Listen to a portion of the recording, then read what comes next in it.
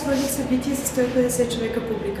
Познавам, че първоначално самата идея ми караше да колодея, но след като се изправих пред тях и след като събитието свърши, разбрах, че съм направила една огромна крачка в своя живот. Сега знам, че когато отида да кандидатствам за работа, мога да изтъкна своите презентационни умения като част от моите плюсове. Аз бях на стаж в Германия. Страшно съм щастлив, че работодател като Bosch и Siemens ме одобри за стажанската им програма. Няма да крия, в началото се спусках с доста сериозен проблем, трябваше да вложа средства, за да отида там.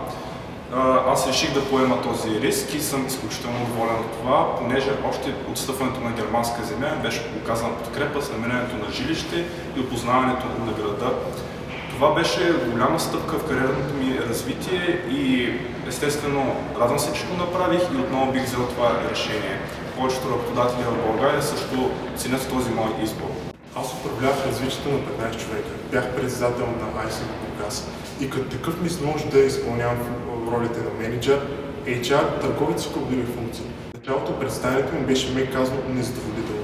Аз не се бях сблъскал с такива ситуации преди това, но в течение на времето аз малко започнах да се подобрявам професионалните умения, да ставам все по-комуникативен, по-отговорен и по-подреден.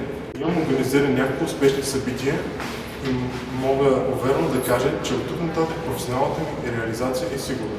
Сега е твой ред. Сега е твой ред. Сега е твой ред.